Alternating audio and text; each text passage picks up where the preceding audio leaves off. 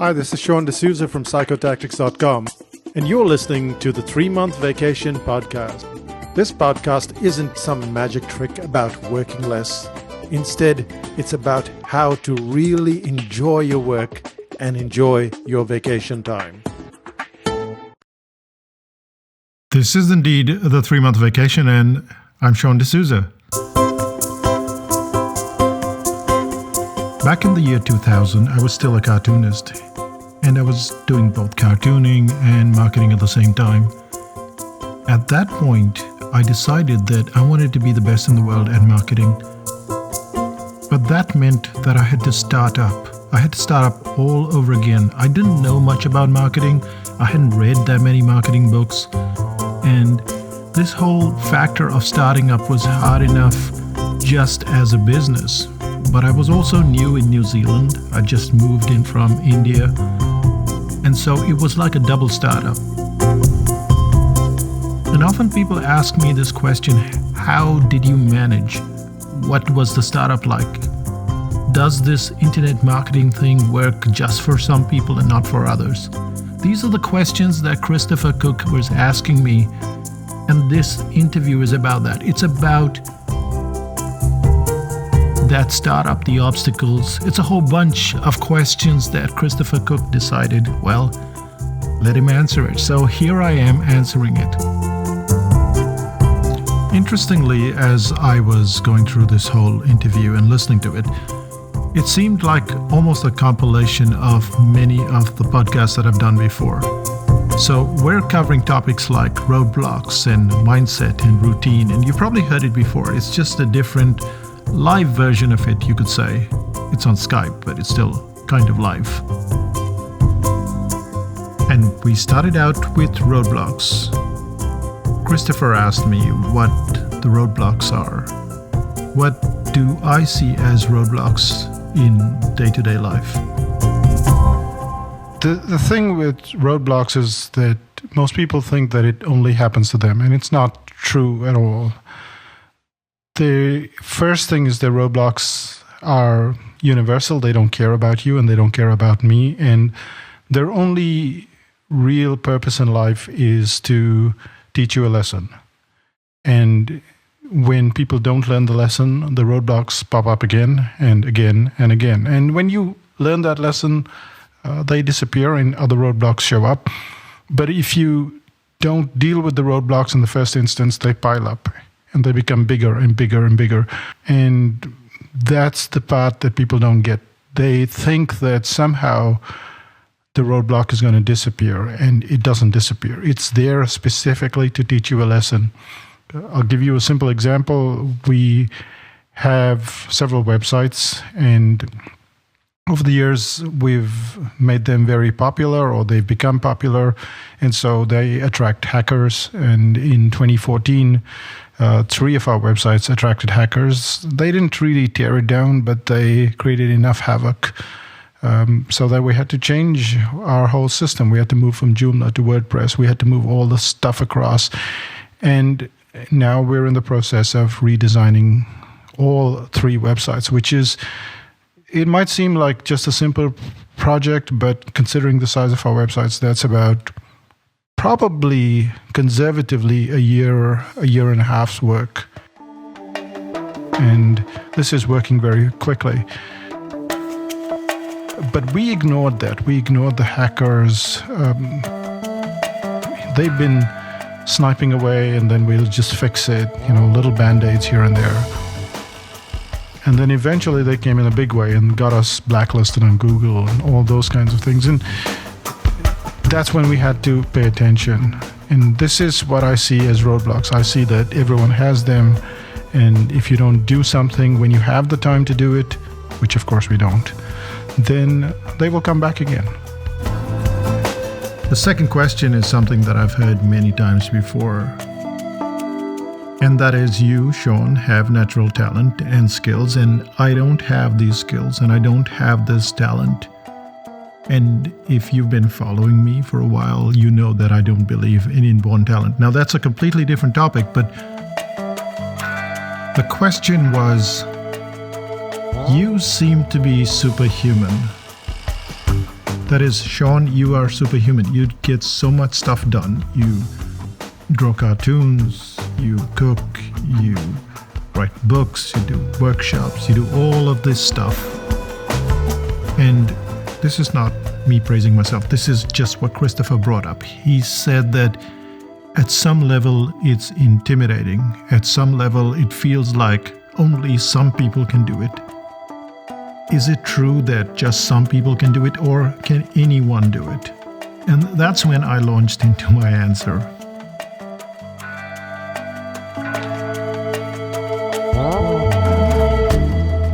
They're exactly right. And the reason why I say they're exactly right is because the person I am today was not the person I was 10 years ago or the person I was 20 years ago.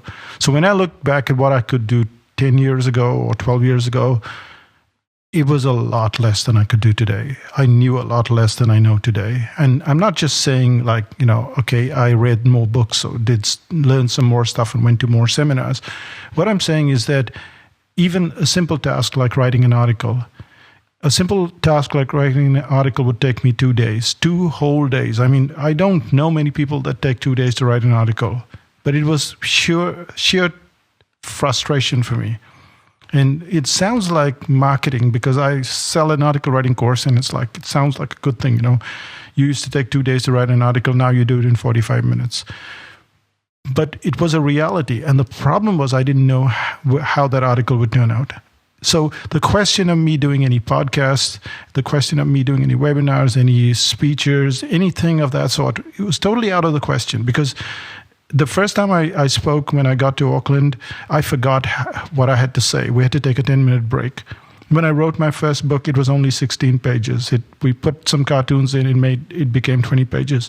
When I look at all the cartoons that I did back then, they were pretty amateur, and people say, well, yes, but at least you could draw. Sure, I could draw, but I couldn't write. I couldn't speak. I couldn't do a lot of things that I can do today. And not only am I good at what I do today, but I can be very quick and very effective. So I'm not the same person. And when you say someone is superhuman, it means that along the way, that person has spent a lot of time and a lot of effort and continues to spend a lot of time and effort to get to that superhuman status. And you know this to be true because you look at top performers. You look at the top tennis player in the world, the top swimmer, the top runner. You can go blue in the face saying that they have natural abilities, which we will talk about. But look at what they're doing. They're still on the track 4, 5, 6 hours a day. They still have coaches. They still have all kinds of training. And then you look at yourself and you think, well, I managed to get half an hour of listening to a podcast last week because I was too busy. Well, I'm sorry, but it's not going to happen by magic. The way to get to the level where you are superhuman is to be able to do something that superhuman people do. And the reason why they got to superhuman, and I'm sorry that I'm referring to myself as superhuman, that was not the goal. But the point is that I see myself completely differently from 6 months ago, or a year ago, or 2 years ago, or 10 years ago. And as much as I like what I'm doing right now, I like the articles that I write, I like the cartoons that I draw, I like the stuff that I do, I know that it will be totally crappy in my own eyes 10 years from now. I know that because I will learn so much, I will change so much. Everything will change. Everything has to change because that's how it works. At this point in the interview, we shifted into the key elements, or keystone. Now, keystone is the foundation on which a lot of things are built. So the question was, well, what keystone elements do you need to be superhuman? And I'm still not comfortable with superhuman. But since that's the term being used in the interview, we continue with the term superhuman. I'll go and get my kryptonite on the side, okay? I think the first element is that it has to be daily. So you have to take an analogy of brushing teeth. You can brush once a week, you can brush once a month, you can brush once a year. It totally depends on you. But what sets in is a factor of decay, and your brain is exactly the same. It's not going to turn on lights and keep them on if you decide that you're not going to learn. It's just going to switch them off, or it's going to put them in dimmer setting. And you know this because you can learn something and you can forget about it. And then you learn it again, and then it comes up a little brighter.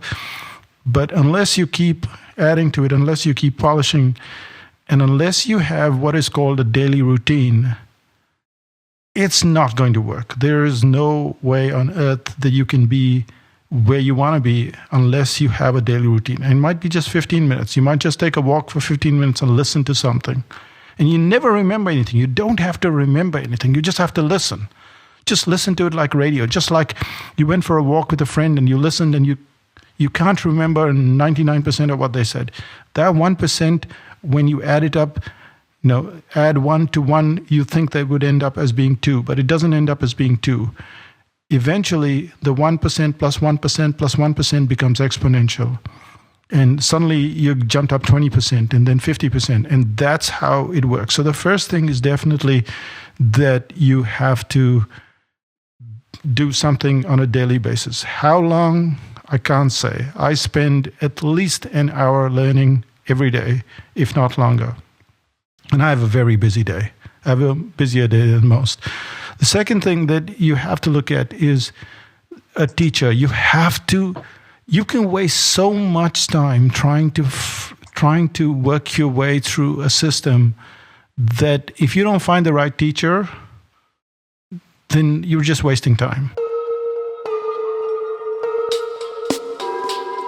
Now, the point is, how do you find the right teacher? Well, it's the same thing as trying to find the right spouse in life, or a right girlfriend or boyfriend or friend for that matter.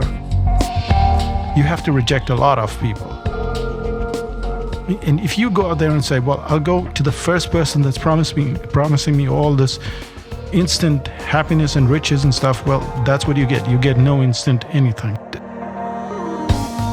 The teacher makes a huge difference. The daily stuff makes a huge difference. And the third thing is just that a lot of people have to get rid of the self-doubt. Because it doesn't matter who you are and how successful you are going to have self-doubt. There is no one on the planet who doesn't have self-doubt. The top performers don't, they all have self-doubt.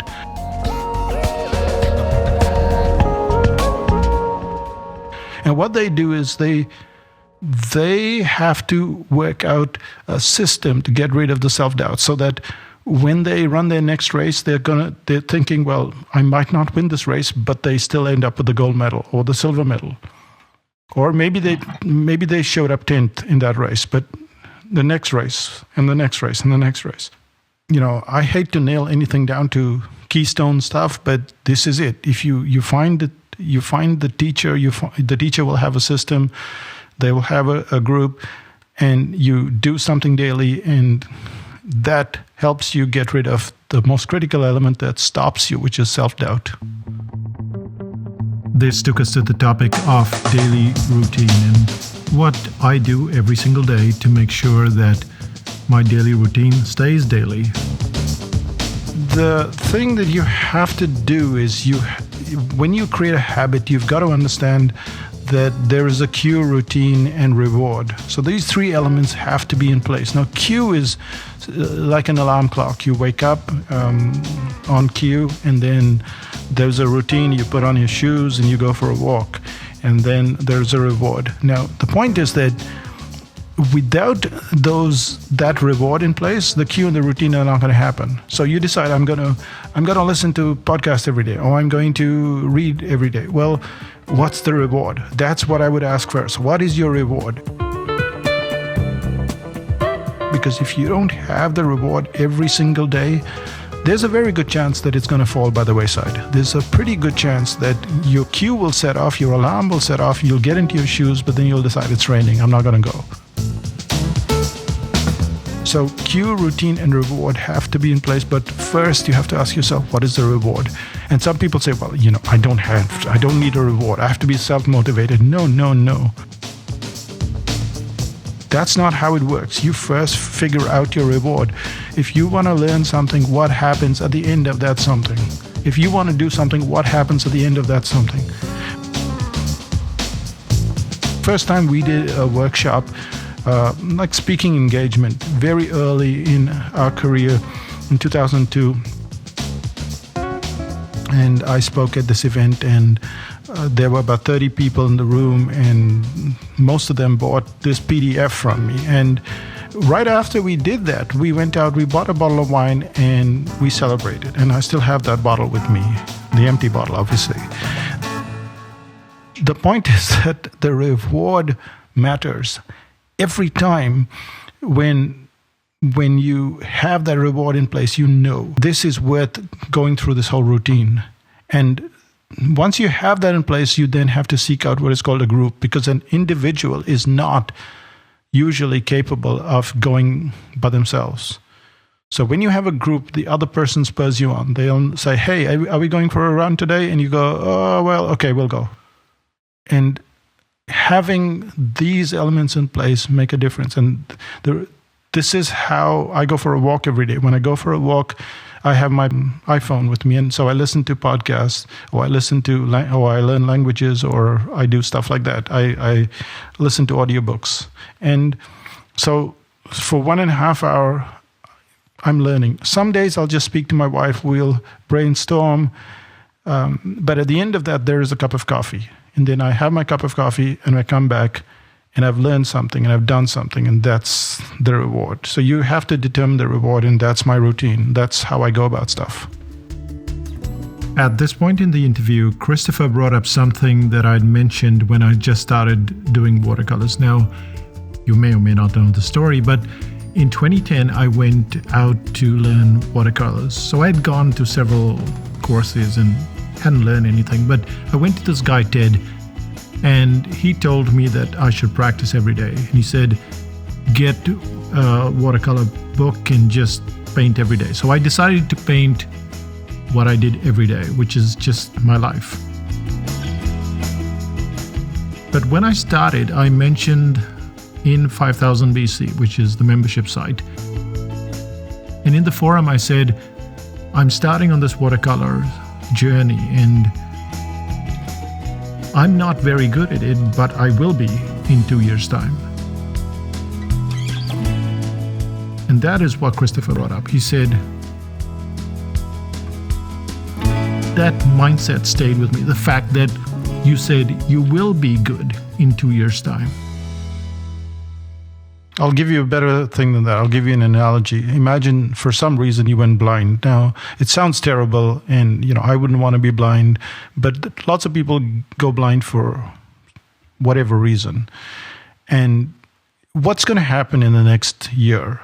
Well, for one, you're going to be able to find your way around the city almost by yourself. That's the first thing that's going to happen. The second thing is you're going to learn a brand new language that you have never encountered before, which is Braille.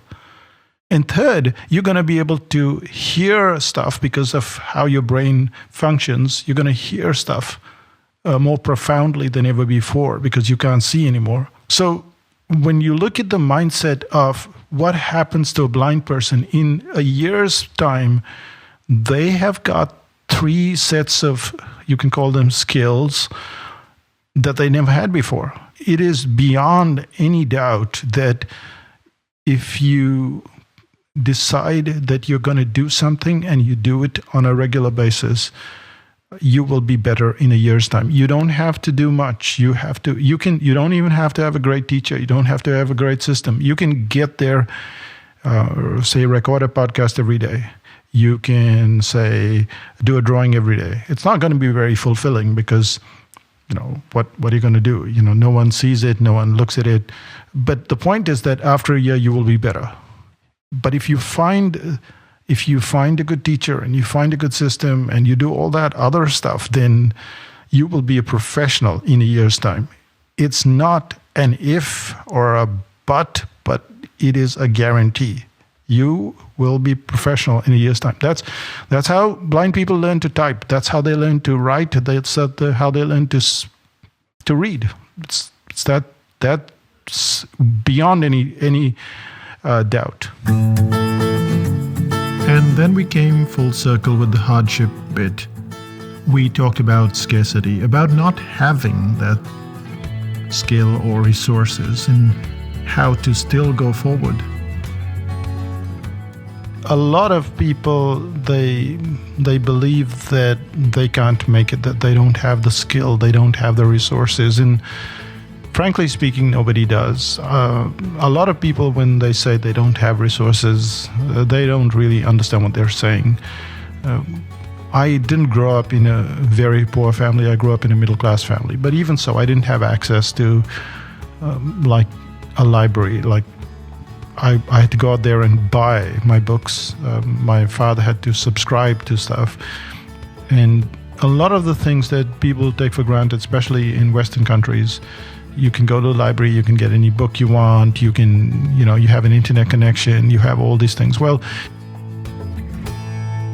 even if you just look at yourself going back 25 years, you didn't have an internet connection. You didn't have so many things, like a phone, a mobile phone, all these things that you take for granted today. In that sense, you are quite deprived, but you made do with what you had, and you were very creative. And it's when a person becomes saddled with all their all this equipment and all this excess, that they become worse at what they're supposed to do. So probably the smartest people work with very little information. They work with very little resources, and information is one of those very critical resources. So one of the things that stop people consistently is this information. They go, well, if I have more information about this house, then maybe I'll buy it. If I have more information about how my business is going to go in 6 months, then maybe I'll do it. And the people who succeed on a consistent basis, they don't have this resource. They have the same resource as you. They have the same amount of information as you. And what they do is they do it anyway. They go ahead anyway. And then they keep going, and they find the group, they find the teacher, they keep going, they keep going, they keep going. What happens over time is you just get very quick at something. As I said, I used to take 2 days to write an article. It takes 45 minutes. I now have 1 day and another 14 hours or whatever to play with. So what you're really doing is you have to understand that to be very good at what you do, you have to work with very little information and just keep going. And the second thing that I would add, just to finish this off, is that something that I had to learn, which is rest. Now, we take 3 months off every year, but the point is that even so, I wasn't taking weekends off. Let me clarify what I mean by that. I wasn't working the whole weekend, but I'd go in on a Saturday morning, and then I'd work for a few hours, and then before I knew it, it would be 9 o'clock or 10 o'clock. And then Sunday, maybe 2-3 hours. The downtime is critical. You can't compensate for downtime. If you don't take a break, if you don't disconnect your email, if you don't disconnect your phone, you are going to find that your work is not as good. So when people go and they say, well, we went on a vacation and all they did was see 700 monuments, well, that's not a break. When you are on your weekend and you just check email, that's not a break. And so your ability to work when you have to work goes down, and you get more and more tired, more exhausted, and then eventually there's nothing left. There's no energy left. So yeah, that's pretty much what I'd say. And that brings us to the end of this podcast. And what we covered was the whole concept of roadblocks and how we think that someone else is superhuman. They're not really superhuman. They just started a long time ago. And what they did was continue. A lot of people stop. They pause. They think that the other people are somehow succeeding because they have some special gene. And if that other person has a special gene, it is just to persist over and over again until they get it right, until they eliminate all the errors. And that kind of makes them what other people call them, which is superhuman. The second thing that we covered was this concept of keystone habits. And we found that you have to work on it like your toothbrush. Your toothbrush does a job and it does it very well. And if you can think of your learning and your application as a daily routine, then it changes everything. The third thing that we talked about was the future and how you have to have a mindset for the future. That you might not be very good at watercolors today, but in 2 years' time, you will be. You might not be very good at podcasting today, but in 2 years' time, you will be. It doesn't matter what you undertake. If you go about it with some kind of dedication and you find the right teacher, but even if you don't find the right teacher, you're still, in 2 years' time, you will be far down the road than where you are right now. If you stop today, well, you've just wasted 2 years. In 2 years' time, you will still know nothing. And that is the reality for most people. Well, that brings us to the end of this podcast. We still have the storytelling workshop in Nashville, Tennessee on the 2nd, 3rd, and 4th of December. And then the 13th, 14th, and 15th of December is in Amsterdam, the Netherlands. People wonder why they have to tell stories, and it's the flip side of the coin. So you have logic and you have facts, and you have to have stories because the stories, they keep the audience alive and they keep things memorable. You can run on facts and logic alone, but who's going to remember your story? Who's going to pass it on? Storytelling is incredible. You read the Brain Audit and you'll find that almost the entire book is one of storytelling.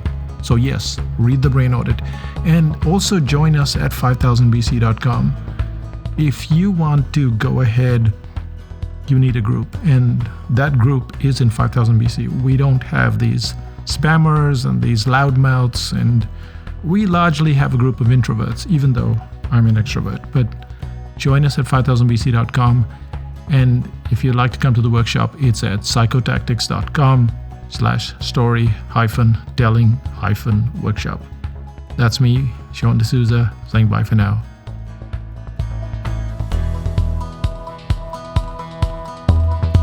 And here's to your talent 2 years from now.